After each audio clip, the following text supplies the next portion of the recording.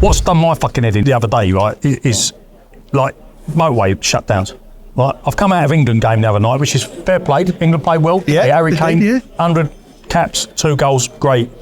You know, you can't really moan at that. But I gets on the motorway to get home, and there's only 2 roads fucking really go north, the M1 and the A1, and they're both fucking shut. And then when I get round one of the A1s, and I finally get round, got through and round the back roads and all that, I get to another couple of junctions, and they shut it again. I just nearly pulled over and fucking went to sleep. So what's doing your fucking head in at the moment? At the moment, I think the youth of today, to be honest. Careful what you say. Yeah, no, Careful what you say, Scott. Yeah. Hey, I'm 30 now. I don't know how that class is with you. Mate, yeah, that's not. Yeah. I think. Is that youth or ute? Yeah, the ute today, the bread are in.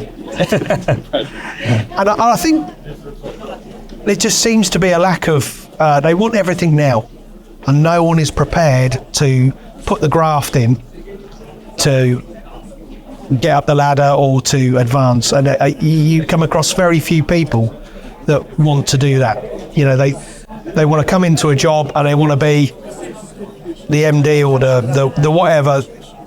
You're not been in it 5 minutes. That's annoying me at the moment. What's doing your head in at the moment? What are you finding difficult at the moment that you just want to break? Well, obviously I won't keep it personal, and I won't mention the missus, but anyway, that's... but, funny enough, she said that as well when we interviewed her. What's doing my head in at the moment is emails. It's just an absolute deluge. You know, Microsoft are fantastic at all the tools and Office 365, and we've got all the tech in the world, but actually the number of emails that you get from various different inboxes and what have you, it's just constant, the spam and the influx of different companies coming through trying to sell you stuff, you know, and you've got an inbox, you've got a junk inbox, you've got a spam box, you've got emails coming from LinkedIn, you've even got Microsoft sending you a summary of the work that you've done, you know, and you've got all these inboxes that you have to challenge and look at, and you go through, and you know, I mean, I'm deleting 200, 250 a day. That takes a lot of time. 99% are rubbish. Yeah. I mean, they are rubbish. But you know what? There's 1% in there that actually isn't. And that means that you've got to scan the others to make sure that you're getting rid of the rubbish. But, you know, AI really is a real problem on this, because, you know, they've developed software now that just auto resends emails if you don't answer. So you can, I've tried to unscribe, I've tried to get back and say people like, you know, unsubscribe or I'm not interested. And it's like, why? So you try to reply and say, I'm not interested. And they come back. The tone of the emails as well now, I mean, they're getting a lot more firmer as well, with different people trying to sell you stuff, you know, whether it be IT or training or coaching. You know, it's really taking you away from the business itself. And actually, it ain't going to get any easier anytime soon. And especially with the auto renews now, we've actually looked at it ourselves, and actually we've pulled away from it because it's red rag to a bull. And those emails, they are painful in a business, because it's taking you away from the job that you should be doing. Yeah, we've funny enough, sorry, Mark, we've had the same thing. I also sitting where you sit, you know, in a similar position with me, where not only do you get that spam, you get a culture sometimes within your own business that they want to include you in the email because they think that then that person that they're emailing is going to do something about that. And you end up getting from your 200 spam to another 200 emails that you don't really need to know that you need to know toilet roll. Every consultant is getting a similar problem. So the amount of hours that's being lost in the day, and actually because of the deluge of it, it's like that all important one actually can sometimes get missed as well. So, you know, you've really got to still keep investing the time to manage those and screen them and filter them out. But, you know, it's something that has to be done, because it's only going to get worse. There's a few people have said that. And I think when you actually look back as to what email was invented for, if you like. It was in order for me to get a document or a urgent message from me to you, rather than writing you a traditional letter and putting a stamp on it. And I think what's happened is now it's being abused, if you like, because it's become a convenient way of sending you, as you quite rightly said, anything.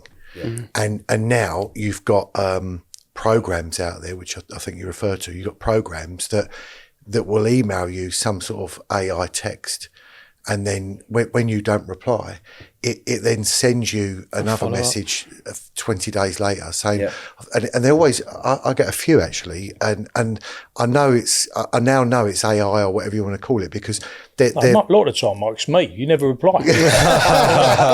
It's just, you said it was a urgent. I like the way he said he started off. It was about urgent documentation and stuff like that. You could never get a reply from him anyway. When did that ever hit your I've added a rule. Mark's AI on junk. Yeah. I remember that story, Mark, you said years ago about actually somebody that went on holiday. He was in a hardware shop. Oh, that was no. So yeah. So deleted them. Yeah. When I come back from holiday one time, the guy went on an extended holiday, and I started a job. This is like how you fall into plant hire. Yeah. So I was a carpenter, and I was on the site, and I was waiting. I was really young. I was waiting for my next job. So I was standing in the site office, waiting for the guy, and the phones were ringing. And he turned around at me and said, "Are you going to fucking answer that phone or what?" So I was like, "Oh, okay." So I answered the phone. Before you knew it, was a buyer, and they kept me on the tools and the hiring into the plant. And when the guy came, particular guy, after about 2 weeks, literally, I didn't know what I was doing. I was on a massive site in the middle of London. He decided he was going on holiday for a week, but he took 3 weeks. And he came back and he took his paperwork that was piled up on the desk and he threw it in the fucking bin. Here's all the notes and then the messages. And he deleted all of his emails. And I was like, "Are you fucking leaving?" I've had the hardest 3 years. I mean, remember I used to look like Bob Marley in my hair. When I look at me now. He said, "No." He goes, "Look, if it's that important, they'll fucking get hold of me, won't they?" I've heard that. A couple of people have said that, and it's probably it's true, isn't it? Because if you don't get a reply, you would get back on. But we sit there sometimes after 2 weeks holiday and we'll go through every bloody email to make sure it's gone. Yeah, just delete it all. Yeah. And then if it's that important, they'll ring you. Do you want to know what's doing mine? And you two guys don't know this, right? I'll just really quickly tell the story, but I've got to give you the full works so you get the empathetic feel, right? So in January, I booked holiday, right, for me and the missus, right? And in April, May this year, I got like an email saying, "Oh, your flights aren't from Gatwick anymore, they're now Heathrow," so I'm like, oh God, but I'm thinking it's a week away with the missus or whatever, blah, blah, blah. So then the other Friday night, I'm about to go, by the way, right? The other Friday night, I get an email, not a call or no shit like that. I get an email, your flight, just one, plural, your flight's been cancelled. So I'm thinking, I look at the email, it says, log on, this is BA, by the way, right? Log on to see your why and what you can do about it. So I log on, and it says, your flight's been cancelled, the return flight. So I'm all right out there, I'm AWOL now. How do I get back? So I go on, and option 1, refund. I thought, they've give that up a bit quick, something's not right here, is it, right? Option 2, choose another flight. So I'm thinking, oh, right, so the time that it was going to leave's probably changed, right? So I look on the 11th of November, which is when I was coming home, nothing. I thought, oh, 12th, nothing. 13th, nothing. I thought, okay, I'm taking the piss now. 10th, nothing. 9th, nothing. I thought, what's going on here? There's a war. I ring him up, and the guy offers me, he says, I can get you, he says, what it is, we've got a bit of an issue with Rolls Royce. Basically, no one else has got this issue, by the way, so he obviously hadn't paid the bill, had they, right? So he says, I can get you back, and he gives me a date, about 5 days. So I'm going to be on holiday for 2 days, right? Because I'm going to go for a week, right? He gives me a date and goes, what it is, it's in economy, and you're not sitting together either. So I got a night flight next to. I said, just give me a refund, mate. That really pissed me off. Honestly, I can't say all year. Where was you going? Middle East or something? No, I was. I'm not now, obviously. That's what I mean. Was it like, I was going Steve to just said, Barbados. was it a war zone or something? No, it's Barbados. But you'd think there's a war zone Oh, there, well, the way BA. That's because they're laid back over there, mate. Do you know what I mean? Right, and I've Don't got to really tell you this, right? I'm obviously not meant to go to Barbados. That's what he was saying. It don't matter. So you've heard the plane, the pilot coming in. We'll be landing like maybe today, maybe tomorrow. You know what I mean? So they're laid back over there. They won't mind. For some reason, I'm not meant to go to Barbados, right? Whether it's the Bermuda Triangle or something else, because do you know what, right? When we booked one before COVID hit, Barbados again. I'm trying to go to Barbados, so I can't get there, right? They don't want you. And do you know what happened? They turned an ex prison into like some weird COVID camp, and what they were doing was they would if you fail a PCR test, you have to go in COVID camp, and I had at the time. It was a prison. It was a converted prison. There was all like things on there was all like YouTube videos of people posting like polystyrene boxes with a bit of chips and bacon in it through the door for a little letterbox, and that was your lunch based on holiday, right? So I was supposed to go, but I had COVID. Then I got over COVID. But you still, am I right in saying you still show positive on a PCR test for up to 90 days? Do you? Yeah. So I was due in 60 days. So I rang up and I said, look, I have had COVID, I'm over COVID, but I'm going to show up positive for a PCR test. They went, yeah, you're going to you'd have to go in the camp. I went, I don't want to go to the camp. I said, where's the missus go? Where's the missus go? Oh, she'd be in the hotel. Oh, right. So I'm in the prison. She's in the hotel, right? So, and do you know what that was, right? Talk about bad luck, right? I said, oh, can we cancel that? Yeah, because you're cancelling, you'd lose 75% of your money. I said, no, but I can't go on holiday. I can't sit on the beach. I've got to go in the camp. And he goes, but you can still go to Barbados. Oh, wow. So she went in, no. So we had to abort that one. He did tell me a bit of a grey loop. He said, look, there is a way you can get most of your money back. And I went, how's that? He said, log on, edit the holiday and say you're going next year, right? Then log on again and cancel it. And because you're now outside of, because you got a year, you get like 95% of your money back. So I did that. So twice I've anyway. So tips by Mark. What? Tips yeah. on trips. Tips on trips. And if you read the small print, because I did. If you read the small print, did you know that airlines, well, BA anyway, can cancel your holiday penalty free up to 21 days before you fly? Yeah, I can imagine that. Yeah. There's been a few people jumping on the back of BA. Actually, it's been a bit of a nightmare, hasn't it, with British Airways for some reason. I don't know what's going on. I don't know. I ain't got a clue. They said it was spares coming from Rolls-Royce, but everyone else uses the Rolls-Royce engines, and no one else is. So it sounds like they're on stop. Probably, yeah. It does worry you a bit when your plane needs spare parts and stuff. It's a bit like, oh, what's going on there then? Mate, I've seen like airline insurance, and you're saying that it really? goes back to, I think every claim that they do goes back to the part itself. Does it? So the airline BA will go back to Rolls-Royce, and then Rolls-Royce will look at where the nut fell off a certain item, and they'll find out the factory that nut come from, and it goes all the way back. I saw a video the other day, and the engine had like tape over it, and they were in the air flying. I was like, what's going on there? That's got to be fake, isn't it? I don't know. Well, apparently, I looked at the comments, and they were saying like, oh, it's completely normal that's happening. I've been on a plane, like coming back from America once, and they had to announced that they'd fixed the part on the engine, and they could see that they fixed the part on the plane. And because they mentioned that word engine, and then when you kick the plane up, the fuel comes in a little bit. You can smell fuel. Because about 15 people got off that flight. And what? Because they can smell fuel. Oh, there's something wrong with the engine. They've had to fix the engine. I'm thinking, I'm probably the safest I was. I'm probably safer now, aren't I? Because they fixed the bloody thing than I would if it had taken off. Yes, the flight that arrived. Jumping off the plane. Yeah. Honestly, crazy. What's doing her head in? I'm sorry I'll get too close with that, because you ain't had something that size next to you for quite a while, have you? Don't you believe it? Well, that was last night. I heard it about last night. I didn't think that was true. I thought they just didn't get until 3 in the morning. Is that why you got your sunglasses on? Yeah, it might be, yes. Yeah, so we normally talk about what's doing her head in. I don't know, have you had a rant today? I had a rant about the motorways earlier. I don't have much of a rant, but what's doing your head in? Come on, Lynn. Yeah, Tell come me. on. I tell you what is really doing my head in. People who drive white vans on the motorway and get so close to your backside, they're going to get in the boot. And it's always a white van. There is one other category, okay? BMW drivers. Close. Men who see a woman in a nice car, who then have a nice car, think, oh, I'm going to race her. I'm going to get right up her arse, like the white van man, and I'm going to race her. And then you get in, and then they get in and go right up your arse again and try and push you. Yeah. Honestly, nightmare. You could always sell that Porsche and get a full escort. Or white van. Or white van. That's a good idea. No, Vicky, do you experience Yeah, I do actually, yeah. Oh, I get people do a double take when they go past me. You know, if I'm on the inside lane and they just cruise past and they go,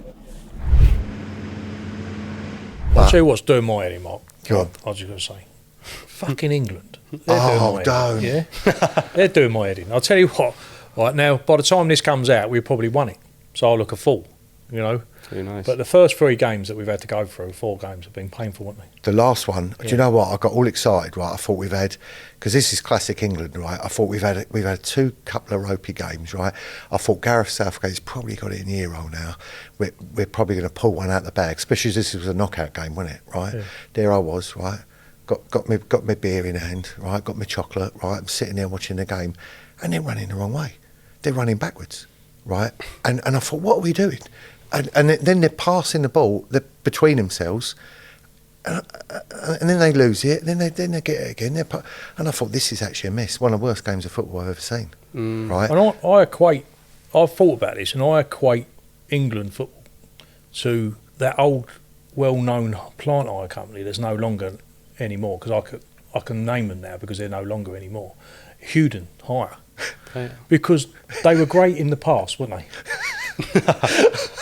But they never, when they came down to the modern playing field, they couldn't deliver, could they? And then they just went out of existence. And I'm just thinking maybe that's what we should do and just watch the fucking cricket, because it's just absolutely the worst thing ever in the world is being an England fan, isn't it? You know, for the last, as long as I can live, travelling the world to different World Cups as well, spending my hard-earned, it's always been the same. Yeah. We always expect that delivery on time, like we did with Hewden's, and it was always late, hit the bar, went wide, or broke down.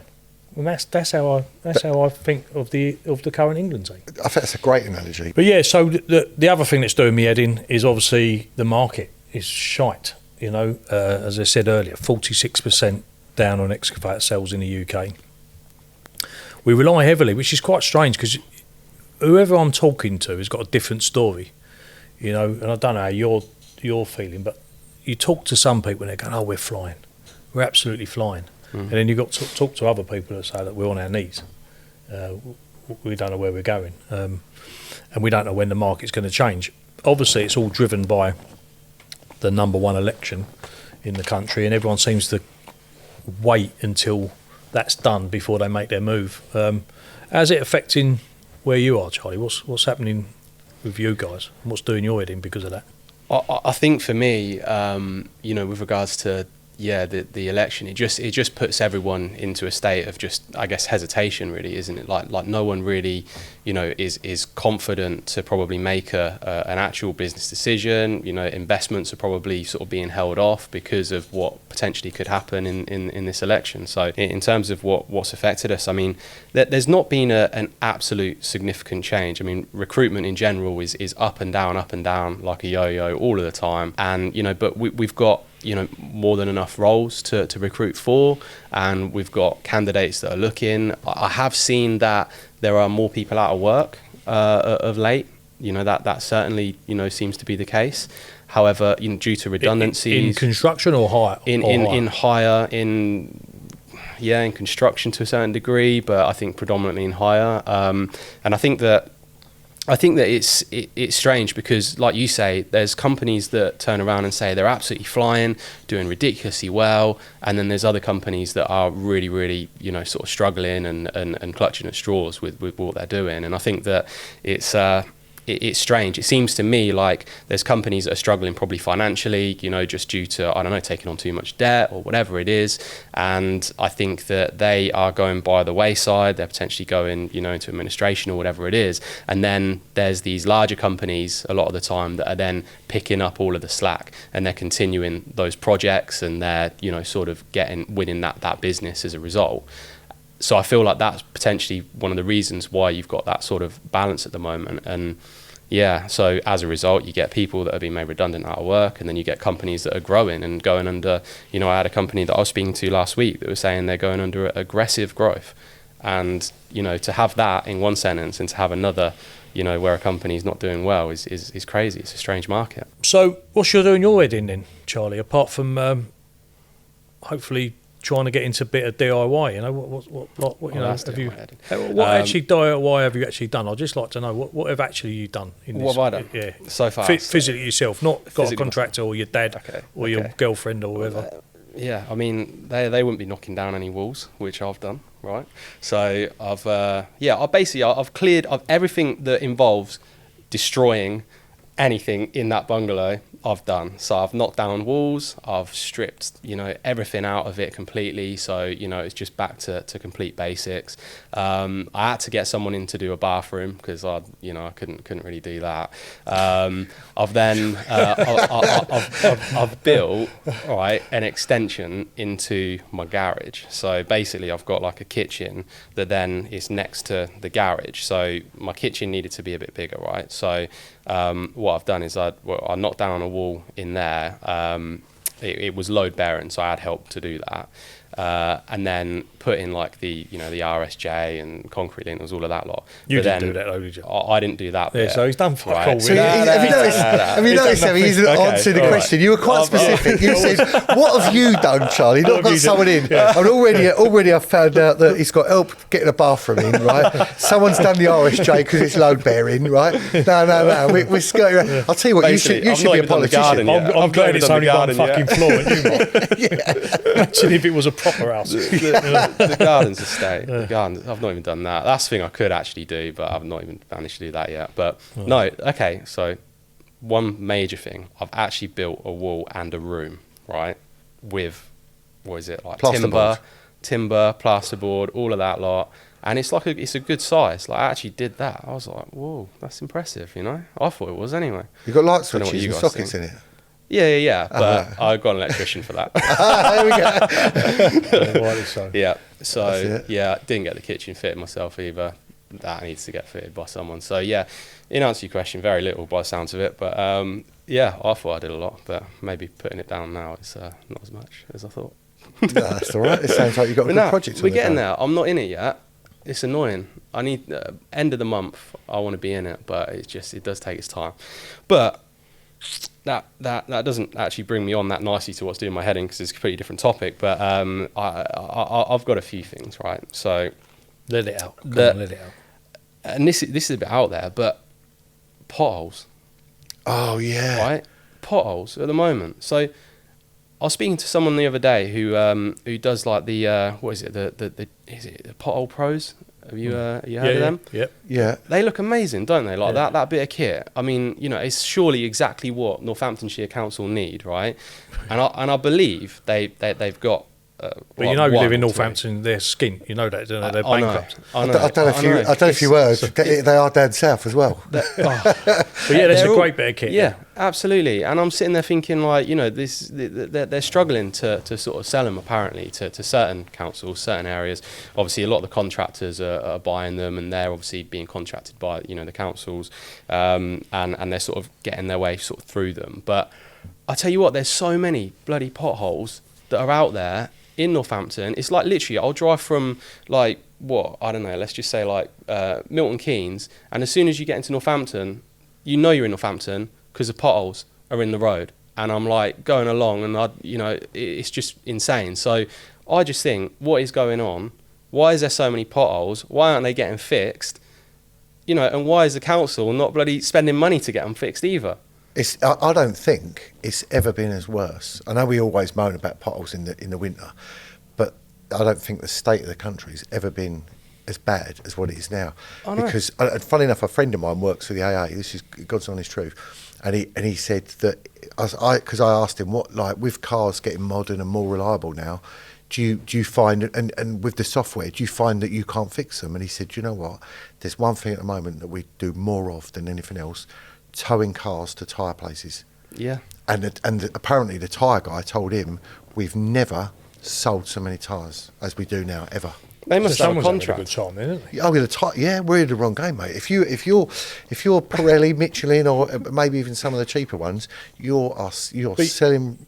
We mentioned house buildings and stuff like that, and that's there's an example of that. Funny you're talking about Northamptonshire. So in Northampton, there's a little development going on down the A43, quite a big housing development down there.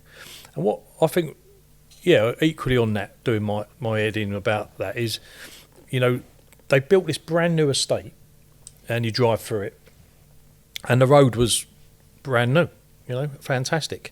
But because they've either fucked something up or they've gone back in and changed something, they keep on going back onto the road. Instead of redoing the whole road, they just do the little bit, don't they? Yeah. So now that road is absolute shite. Oh, it's like a patchwork quilt, is it? It's like a patchwork quilt, literally. It's probably the And I Bottle don't Pro think, that did that. I don't think you just wonder with planners and councils and stuff like that, someone should come out and go, look, if you want that signed off, you've got to make that right. But that's what happens, isn't it? And because they don't repair them in little patches, or they only repair them in little patches, it's obvious what happens. So It's reoccurring, isn't it? Yeah, I get your pain there, Charlie. I get your pain. Well, last year as well, I was. They ended up. There's like a road that runs between my village and another village. It must be like the most least used road that you could possibly like go on, right? And they, in their infinite wisdom, decided to churn up all of the road and lay a brand new bit of road. It was probably like half a mile long, yeah? So they did all of that. They laid all this like pavement down. And then it was really, really hot in the summer. So it was literally like, they probably did it in like May. And then July came round. It was scorching hot. And what I could see was that there was a tractor that had driven down that road in the heat, yeah? And churned up all of that brand new. But do you know why that is, though, Charlie? Yeah. Do you ever watch that film, The Sixth Sense? Do you remember that film, The Sixth Sense, Oh, with, yeah, with the young lad? Yeah. And he says, Bruce I see Lee dead says, people. he says exactly that. He says, I can see dead people. Yeah. Well, the statement for that is, I can see rich people. Yeah. Because rich people equals the road gets done. Yeah? Do you know, like, That's what why is- there's too many people. There's people around there that they've got some money and they're on to councillor, whatever his name is, Graham, and going, look, mate, Yeah. I need me road him a done. And they say, backhander. you're saying, well, no one drives down that fucking road, mate. Honestly. But I do. I drive Yeah. down there once or twice a week, and I want it done, and it gets done. Yeah. That's what the how the world goes round. So what about you, Vicky? Anything doing your head in? Could be anything. Well, yes, to be honest, it's road related again. So I live near Grantham, just up the road, and they have got major roadworks for about 6 months apiece on every single major road in Grantham. So there is no way to get through the town, or if you get into it, you're stuck, you can't get anywhere. 6 months, the whole town's in gridlock.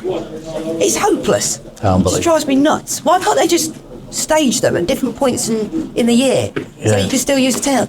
Or do, like, when you go to New York, there's no roadworks. If you notice that today, they do it only at night because they think about the people that live in New York. Whereas we don't give a monkeys, do we? No. Yeah.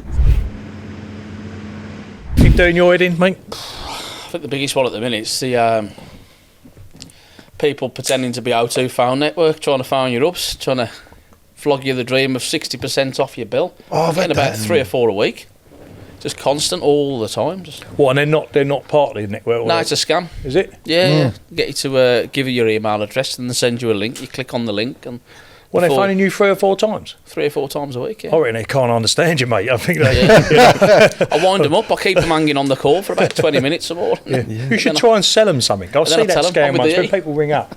There was something on the telly. This genius guy, he just started selling them a different scam. Yeah. And they can't get really confused. No, I'm phoning you, mate.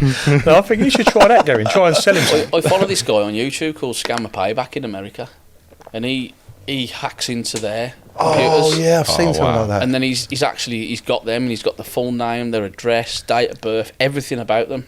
Yeah. And then he literally starts telling them everything about their life. And then he finds them on social media, and then you just see these guys totally backtrack. I wish and then I they could get do really that. aggressive then. Yeah. Quite funny. Yeah. I like think things like that. I don't know if it was you, Mark, that said something a couple of weeks ago, but you said someone, it was either you or someone said that apparently, like, if you get a spam call come through, you almost like should wait for them to talk first and just see whether it's a spam call. Yes. Put the phone down.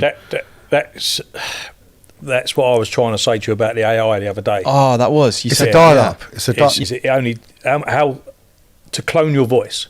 How and we're going to do we're going to have to do a session on this, because I saw something absolutely amazing on this this AI conference that I went to. And how long do you think you have to be recorded before they can clone your voice? Wouldn't have a clue. Yeah, and the answer is 2 seconds. Nah. Hello, can you hear me? Yeah, of course I can hear you, mate. Who's that? They've got your voice. Next thing they're doing is ringing your wife saying, oh, in your voice, can you transfer 10 grand into this bank, please, mate?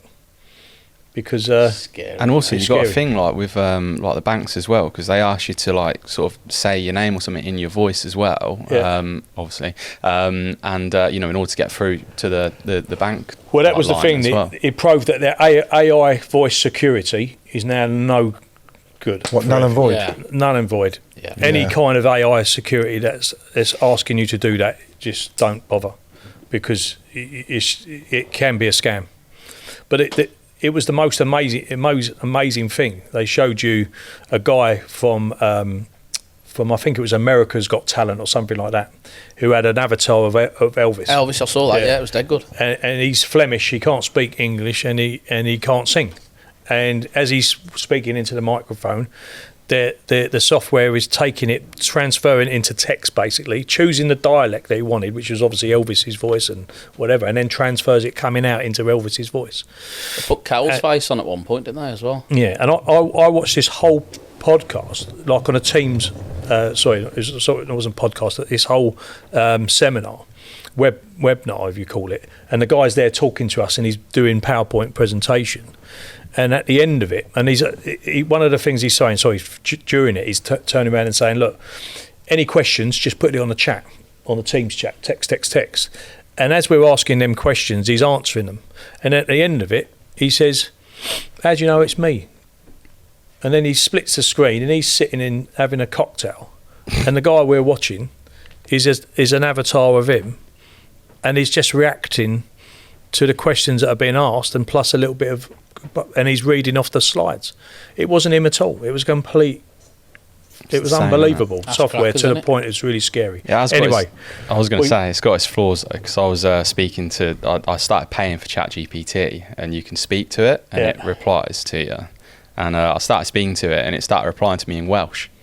What? Yeah. Yeah. I was like, Well, what's me and going on Gavin, here? I think we'd be fucked, like- because nothing would be unanswered, nor me. So yeah, I'm surprised. Yeah, I never saw you as a Welshman. Yeah. Let's talk about what's doing your head in this week, boys. What's doing my head in this week? Do you know a hot topic? I know we touched on this earlier, but it's companies going bust at the moment. It's a big thing. Companies going bust, and I think predominantly they seem to be associated with demolition or house building. Do you think though that's because, like, for years we've just done ridiculous things with rates, and we've just, rather than get value, we've just cut each other's throat. Yeah, because if I always use the analogy of a sports car, right? If you bought a 13-ton excavator, right, you're looking at 130 grand, yeah. If you bought a Ferrari or a Lamborghini and you spent the equivalent amount of money on a Lamborghini, you'd rent your car out for £2 a week. 13-ton excavator, you're struggling to get £550 a week. Well, yeah, it goes back to, I mean, I used to buy Komatsus, years ago, so I'm a bit older than you boys, but Komatsus, I used to buy a 20-ton excavator for 63 grand, I always remember. I used to get £650 a week for it. And they're £125,000 now. And what are we getting?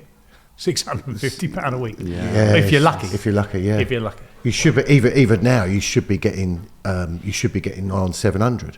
But I think especially More in 1,000, the, I reckon. yeah, we should be, yeah. But I think the challenge we've got is what I've seen over the last few years is I've seen companies get their own in-house plant hire company. So a lot of ground workers have now got their plant hire arm, and they've got a lot of kit. They've got a lot of kit, and they brand it all up. And the trouble you've got is you've got a lot of plant hire companies as well. So you're competing with people's own plant hire, and then you're competing with all the other plant hire companies. And I think when you look at London, say specifically. I'd done an exercise some years ago, and I just chose a 1.5 3-ton excavator, and I decided how many companies in a 5 or 10 mile stretch could I get one, and I had to stop at 103. You know, the market is saturated with kit, and I think some of that is primarily because we've all benefited from low interest rates for quite a long time. So it's allowed companies to as well do it. Companies have been, you know, allowed to borrow lots of money, right? So then, you know, when the interest rates increase, then, you know, that has a knock-on effect. Have you been hit then recently, your firm? This year we've been okay. Last year we did, yeah. We had a big one go last year.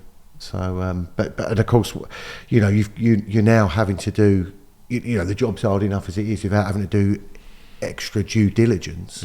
To try and get the background of other companies, and no one's going to tell you they're going under or they're struggling, because obviously they want to trade out of it, don't they, if they're in a problem. So yeah, it's really hard trying to read between the lines.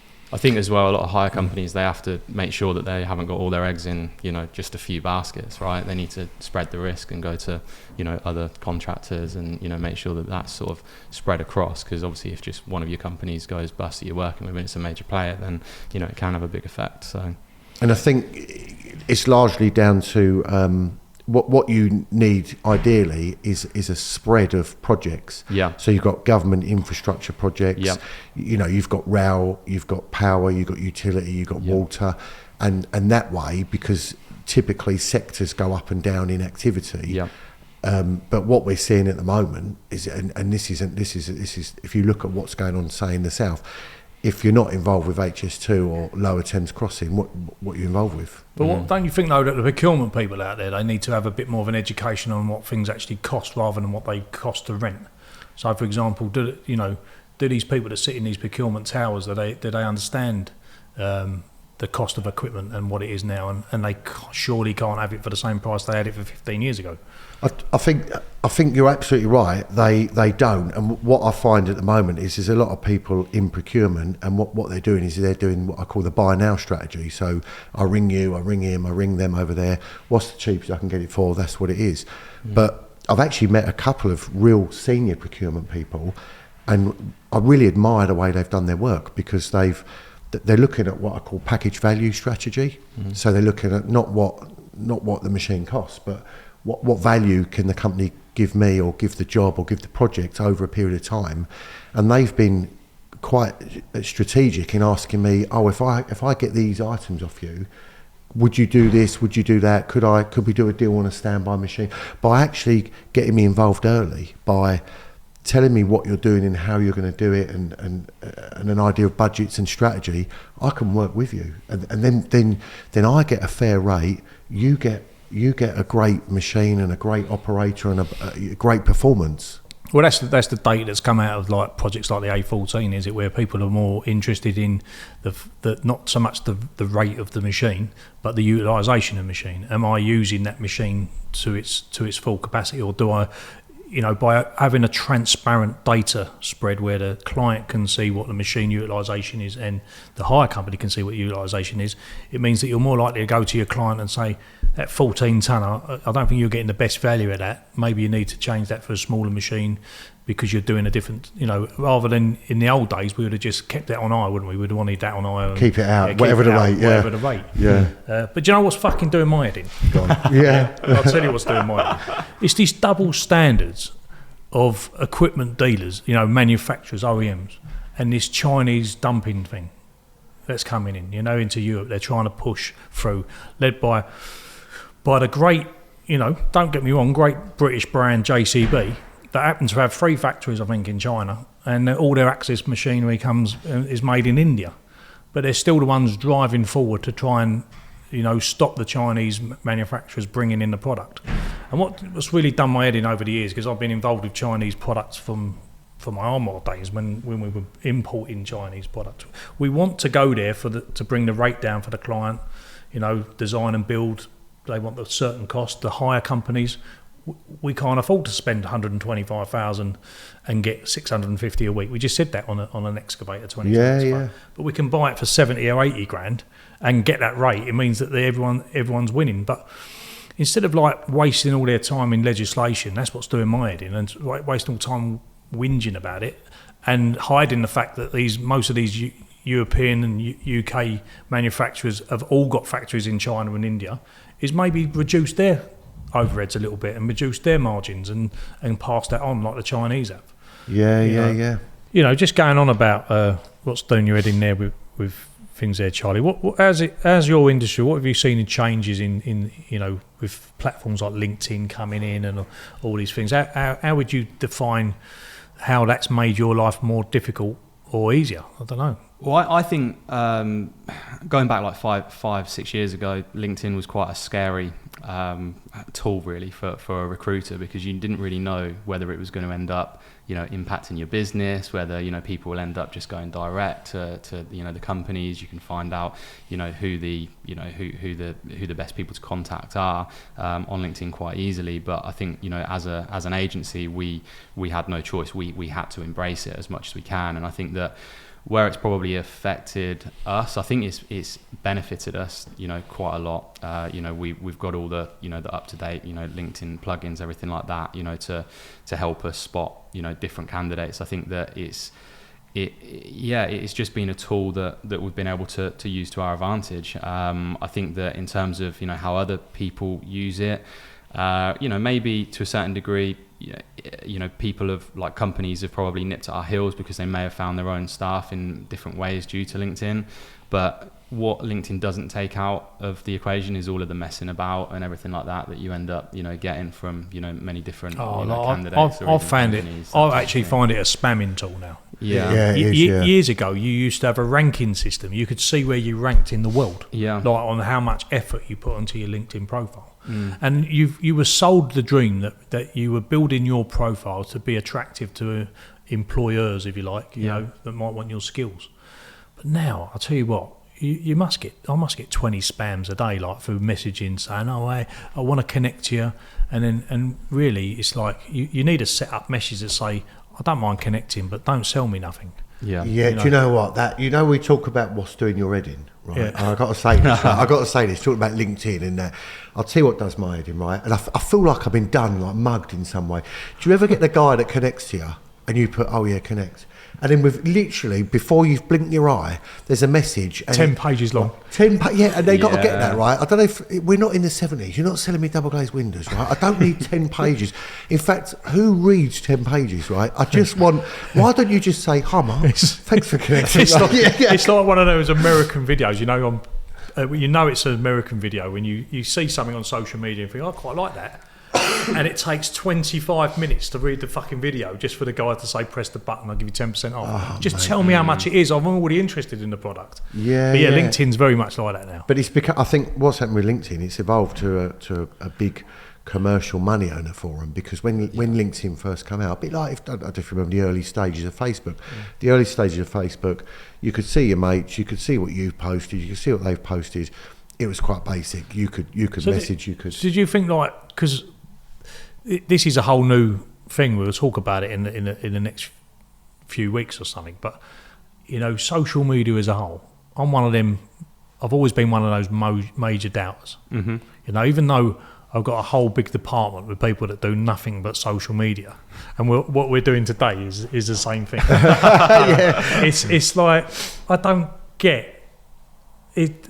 I'd like to know the real benefits for general companies. I'm not talking about people that sell stuff online that need to be there, you know, or your major high stop shops. But I'd like to see the real benefits when you go out your way to post your digger moving, which is what we spoke about the other day. It's all the same, innit? A digger moving left to right, you know, someone standing there, you know, doing whatever they're doing. Here's another digger, here's another dumper. And I'll tell you what, you've hit the nail on the head, Does it get anything right? from there? Do you No, because and this is where I think... from your social media? Yeah, I think we do. I do. I think that it depends on what you post. You have to be really careful in terms of what you're actually posting, because some of the stuff will just go, it'll be looked at as just horrendous or whatever. But you risk posting noise. That's what I'm trying to say. But don't you think there's a lot of noise there? That's what I'm saying. There is too much. Has it done its and thing then, do you reckon? We'll talk about this in depth another. But do you I've think it's actually done its written my thing? own one.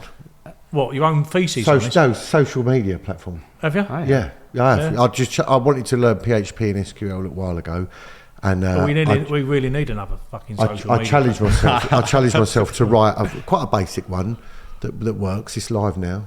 I'll plug that at the end, will I? Yeah. But it was part of the challenge to learn. What's it called? Footbook? I actually call it Moments. Moments. That's what I actually called it. Yeah. But Moments. Moment. Well, Facebook was already taken. Yeah. What is doing your edit? Well, I have to say I'm a bit of a golfer, Mark, and the price of tee times at Turnberry, £1,000 a player. Whoa! Now £1,000 a player. It's a bit of a special course, though, isn't it? It is special. It's Trump, isn't it, as well? But Jesus Christ, £1,000 for a game of golf. So you're ridiculous. You're only doing 2 days a week. One tries, yeah. No, so you guess I'm a bit of a golfer, and that's ridiculous. Do you get around much now? Yeah, I try to. I've taken, it's 11 now. 11. What do you mean now? What does that mean? Good or up and down? That's bad. And you were? 3. Wow. Did you ever work? I had a daughter. She started to dance, and then golf disappears. Kids ruin everything, don't they? They do really, don't they? But no, it was worthwhile with her, to be honest with you, because she's made a living out of it, so paid me back. Well, hopefully she can pay that £1,000. Yeah. But you know what's done my nutting this week? I don't know if you've noticed it, right? We're all into Amazon, aren't we? Parcel delivery. Delivery. But have you noticed the change, maybe there's a change in attitude or whatever with the drivers, the delivery drivers? You don't even see them now, do they? Throughout the doorstep, gone. Yeah. But when you're trying to get down the road, now, it used to be they used to try and double park, or they'd park ridiculously down the road, wouldn't they? But now they just stop the van in the middle of the bloody road with the hazards on. Yeah. Coming round the bend the other day, I'm coming round the bend and there he is, hazards on, can't get through. Loads of people, they can't all see round there, they're bibbing and bibbing. And it's like, he's come out and he's gone, I'm delivering a parcel. As if, but that's all you're doing, mate. You're delivering a parcel, and it's like as if he was an emergency service. I think that the next thing is they're going to have the blue lights on and all that, and cracking through the traffic, And the hazard. Correct me if I'm wrong, but I thought hazard lights were for if you had broken down, not because you're delivering a parcel. What's doing my head in? Because I'm like, I tell you what, they put a load of wallpaper up in the living room. Hold on, who has? So, like the people that owned it before. Oh, right, I thought you were going to say got another contractor. No. If only. So what must have happened is someone years ago must have painted it, and then they would have put wallpaper over it at a later date, and then they would have painted it again at some point, right?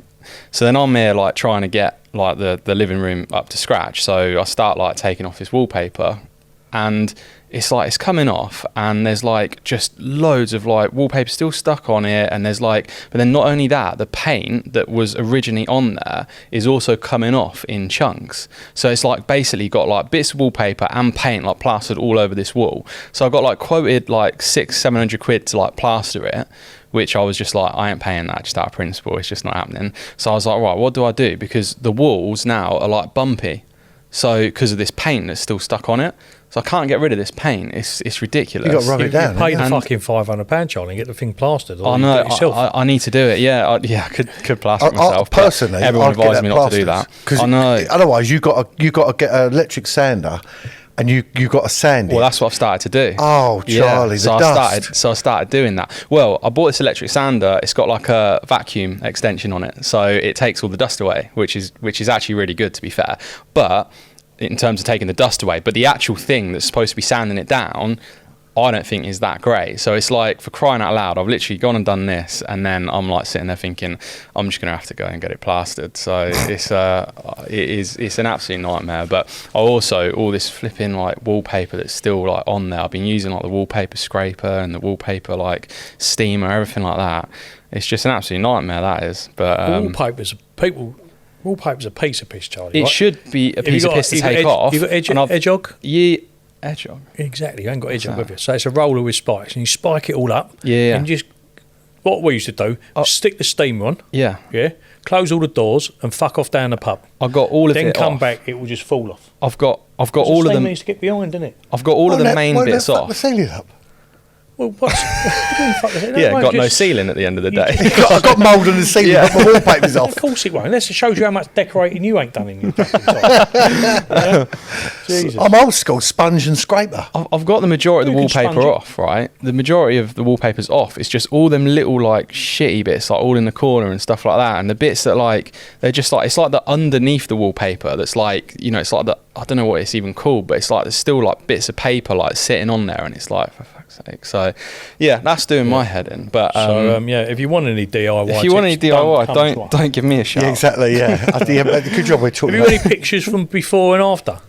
Yeah, I would have. We could yeah, put yeah. online, like, you know, so people Yeah, can see show what me fuck outside, up you yeah. made. Yeah. Well, you know what the biggest problem is? There's a lot of before, and it's like there's no after pics. Maybe it's in reverse order, so just letting you know that what you think was the before is probably the after. I was If you do see the pictures. I was thinking that the other day with the garden. I was like, how did it get that bad? How did it get that bad? It's the most stressful time, they reckon. That's why it's doing your head. They reckon divorce and having children, or having a baby and moving is the biggest. What about wedding? That's supposed to be one as well. Getting married, isn't it? Well, you'd know, Mark. You know what I mean? I think we're going to do a bit about nicknames today, and you used to be called Ross, didn't you, from Friends? Oh, don't. Yeah. Do you know what? I've realised I've probably had Like, more no, weddings than we've done podcasts. I think you're right. Absolutely, you're spot on. Actually, Do you know what's doing my head in? go on. What's that? I'm getting anxious about it now because I go on holiday Saturday, right? And you've seen the length of my legs, right? I don't fit in a plane seat, and it does my head in. Oh, mate. I literally, right, and no, what actually does my head in is the bit where I probably would benefit from the emergency exit, and it does my nutting, because on the way to the toilet, when you go to the toilet on the plane, I always go like this. I have a look, who's actually sitting? It's always the shortest people in the world, isn't it? So all these people, they get and they're like this, aren't they? They've got their legs all out like that, and which only, by the way, comes to about there. And I think, Why don't you get the exit one? because they're always booked up, or they want you to pay loads of extra money for it. So I've got to pay. So because I don't fit in a conventional seat, I've got to pay all the money to get So them. you're thinking you're being fined unfairly, really? You're getting like a long person's tax. Yeah. On the airplane. Yeah. Yeah, because I don't, and I have tried sitting in the aisle, right? And do you know what I do? I try and get my knee, because my knee's coming. I get my knee cart's out like gone that, past. and then the old trolley dolly comes in, bang! Oh God! Like, and before you know where you are, I need a knee replacement by the time we land. Where you going? Anywhere nice? I'm going to Italy. It's like an hour flight, you fucking dolly. What's the matter with you? No, it's we're going right down the south. So we're going right down the bottom to a place called Pizzo, which is by Monopoly and all that. Monopoly. what do you mean? Down the What was that, It's- Jamaican? Pisa. So you've got like the heel of the boot. Yeah, that's it. If you was to Yeah. volley one So off the look for a place laces, called Monopoly, which is part of that same district. I like the accent you attribute to that. Yeah. So you get Just trying to work out what it it's was. lovely. So it's beautiful. So I'm there. I think it's a 3-hour flight. So that's why I'm So missing. you're going to what airport is it? Begins with B, didn't it? No, G, Oh, what's that? Gatwick. Oh no. The one over there. You're flying into Bari. No, I think it's. I can't remember. I can look it up. Just make sure you got that. I'm gonna have a look. Just make sure you know before you get on the plane. An OEM we sell their product called ProMove. He's down there. So if you could pop in and pick up a couple of breakers for me on the way home, that'd be most appreciated. La Mise Turn. Okay, yeah, don't know it. La Mise Turn. No, I don't know either. It sounds all a bit. suspects. But So is this like a summer holiday sort of thing, or is it like relaxation, or is this like going and doing a bit of a touring and this is sightseeing? no relaxation. This is Yeah. a much needed battery recharge. Nice. I'm hoping it consists of food, because you know I like my food, and sitting by the pool, and more food Lovely. and sitting by the pool, and basically repeat for 7 days. My daughter's with me, so But you've got to get through a whole hour or an half on a plane to Italy. but why have you halved it? It's 3 hours. 3 hours. Why are you playing it down? It's 3 hours. Have you ever been scrunched up for 3 hours? And There's people doing 9 hours on a dinghy over the channel. And you're going on about 3 hours and you're sipping cocktails and having like cheese and ham but at least- toasties on EasyJet. yeah, but the reason why they're doing it is because apparently they're getting free pizza and Costa and haircuts and God knows whatever else. Yeah, but at they've the got to other do end. the 8 hours before they get that free pizza and coffee. You do the 3 hours. During that 3 hours, you can drink and eat as much as you want. Doesn't matter with you. Anyway, funny enough doing your about head? food. Right. Talking about food. That's what's doing my head in. McDonald's. When's the last time you did McDonald's? I had a McDonald's about 2 days ago. So what have you noticed about McDonald's? In the old days, in McDonald's, you'd go in there, you'd fucking queue up, yeah? You'd say, I'd have one of them. Oh, no, And they had it on the back, didn't they? Yeah. And they give it to you. Do you know what the reason for that is? No, but now, what I'm trying to say is what's doing me head in, because it's me what's doing me head in, it's not what's doing your head in. Is you walk in, and there's all these fucking screens everywhere. Yeah. You got to get to these fucking screens. Yeah. And thank fuck for COVID, because you've got to touch a screen that everyone's fucking had a go at. There's about 1,000 people going there. It never prints the fucking ticket out. No, ever, no. No. And one of the things that was on there is like, do you want a meal deal? You know, like, do you want to make that a meal? So that's fair enough. You press your burger, don't you? It makes it a meal. And now, have you seen what they offer you? It ain't just fucking chips now. They're offering you melon. You know, what fucking makes you think that you're going, I fancy a McDonald's, I'll have a fucking cheeseburger with a bit of melon? What makes you think that way? Have you ever tried it though? Yeah. Have you ever tried a cheeseburger with a bit of melon? No, I haven't. I don't want to. I want a fucking... Guess what I want? Yeah. Chips, yeah? I suppose if And you then- wanted a melon, you'd and then go you're down standing the... there, You like would, you're you standing there, your fucking number, you've got to wait for your number, it comes up and then it goes away. Your number fucking like, 98.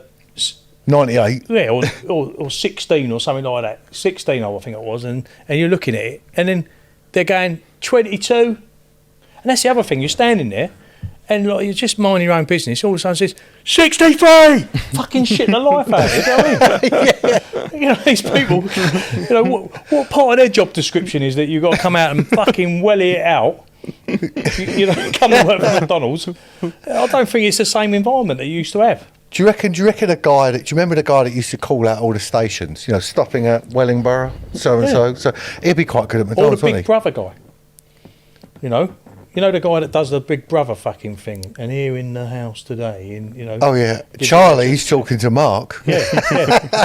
And then all of a sudden you're just trying to talk to Charlie. 60 fucking free again. You know what I mean? Does my nutting. Absolutely does me nutting. And then you ain't got a ticket. They're asking you, can I have me ticket?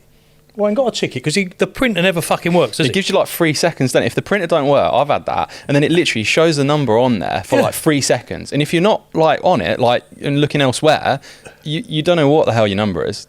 You're knackered, yeah. You have no idea. And you're okay if there's only 1 or 2 people about because you think, well, I know these guys are before me, but if it's busy, you're busted. That's But it. is there something I'm missing on the thing? Because every time I go in there for a basic burger and chips, everyone else who's ordering like for about 15 people gets in front of me, even though they've ordered behind me. Do you know what you want to do? I haven't done this yet, but I reckon this might be the hack, right?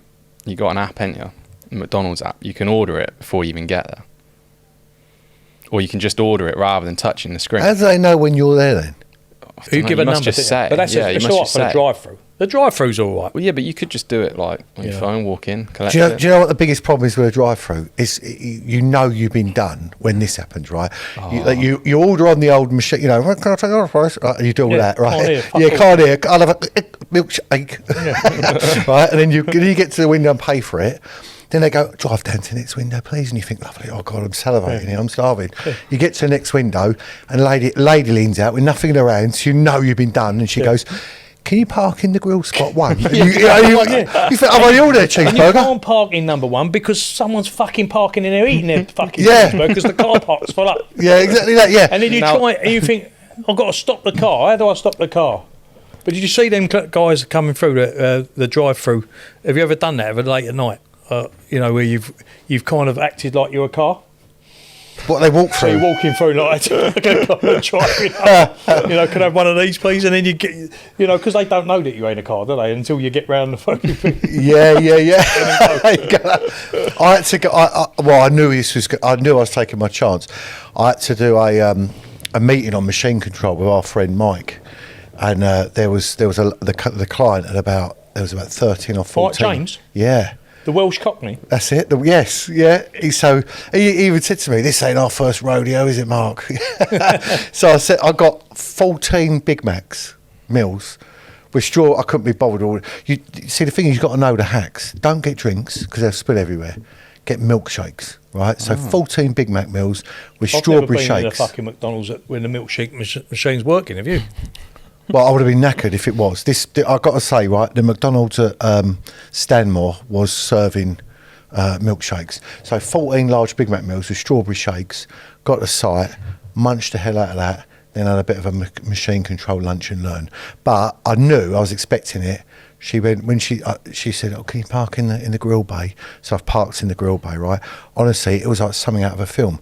Eventually, by the way, about 4 members of staff come out of all the bags. I thought, oh, this looks a bit weird, doesn't it? Loaded it all in the car, got on the site, enjoyed. And I don't know what's doing your editing this week, Mark. Do you know what's doing my editing, guys, right? And I don't know, I'm interested to hear how you guys get on with this. Keeping up with the socials, right? So it was Facebook, right? Then it was Twitter, now it's called X, Instagram. Now you got TikTok and all the rest of it. I can't keep up with it. How many accounts are you meant to have? There's a question for you. How many accounts are you meant to have? And how do you manage all this? Do I want all this? Because I've got Facebook. I don't know what else I got. I got LinkedIn, Facebook and LinkedIn. How can you fucking moan about doing social media and this is what you're doing now? Well, I don't mind doing. This is great, but how do you've you actually got someone doing it for you. How do you even keep got up to do with it. the platforms though? Like all the on a. We don't have to. It's not. Yeah, I don't think you're supposed to. There you It's go. not regulatory. It don't say in the contract of life, does it? That you've got to have Facebook. But I can't. But I'll actually have one. Snapchat. My daughter's got Snapchat. We're on holiday, right? I said she's made some friends. Right, I'm old school. I said, oh, did you get their email, their number? She said, oh yeah, I got his Snap and I got her this and that Insta and. So how many platforms I just want to talk to someone. I don't want 18 different platforms. You to talk don't to have to someone. keep up. You don't have to. No, you don't have to be one of the crowd. You've got to have them all. Yeah? No, well, that's why I ain't got them. Just That's do why the I ones just you're good at. well, that's it. Or don't do any. I pen and paper, mate. That's me. You don't even have, you ain't even got your right name on Facebook anyway, have you? No, I'm under a pseudo, aren't I? Yeah, you're under a pseudo, yeah. What's all that about? Well, going on technology, what's doing my fucking... I don't know if you've noticed, but years ago, you'd go in a supermarket, wouldn't you? You'd buy your stuff, put it on the thing, the lady'd scan it through. But now, you've got to scan your own shit. Have you been through the scanning stuff? Yeah, of course. First of all, you've got to have a bloody loyalty card. So you've got to have you're saying how many social media platforms you've got to have. How many fucking loyalty cards you've got to have? One for Tesco's, one for whatever. Yeah, but you've got to have one to scan it, to get the scanner to work. So the first time I did it, I scanned everything in there, you know, in the trolley, and realised that when I got to the till to sign it out, that I should have had bags in the thing first to put it in the bag. So now I've got to walk to everything with all the shopping outside the bags. I had to pack it. So that's the first thing. That's my fault. But the thing that pissing me off the most is that you're not getting paid for this. You scan all your stuff, you take it to the end, and the woman comes up to you and says, oh, I'm going to have to check 25 of those. And you stay there for 20 minutes while she then counts through the fucking bag. Maybe it's my... Charlie, is it men of a certain age, do you think? I think so. I mean, I just normally scan it and go. But Me too. Yeah, but you only buy two. You only buy two things. The other night, I had a whole week's shopping or 2 weeks worth of shopping in a thing, and I was there for the best part of 40 minutes. I went and got a Costa and came back, and they were checking. And it was all because I forgot to scan 2 lemons I scanned 1 instead of 2. Is that where you walk around with the thing? With the yeah? Yeah, I can't. I don't think I'd do that. I'm not sure if I could cope with that. Yeah, I just. I thought you only had home deliveries anyway. No, but you're doing the fucking job now at the supermarket, aren't you? You're not getting a discount. They're not saying thank you very much. There's £11, whatever the minimum wage is an hour. Off, yeah, because you've done. It's called technology, so isn't it? Checking it for you. And you went and got a Costa. No, because they think he's going to nick it. Because they think he's going to nick something. The Costa was in the supermarket. The Costa was in the supermarket. So I'm going to go and get a Costa if you're going to spend you're going 25, 30 minutes. But you know what the joke of it is? The irony of this is that there's probably more than one person checking your shit, wouldn't there? So if there'd actually been a checkout girl, there would have just been one person required. Yeah. You know what I mean? Now you've got 2 people checking your gear out. I reckon they just didn't like the look at you, Mark. I think that. Maybe you're right.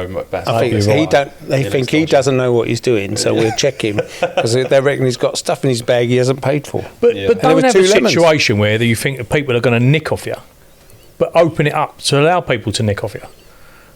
You with me? Yeah. You're making people that are in that mindset to nick and get away from it. Obviously, you get away from it. You say you've never been caught. I haven't stolen anything, Mark.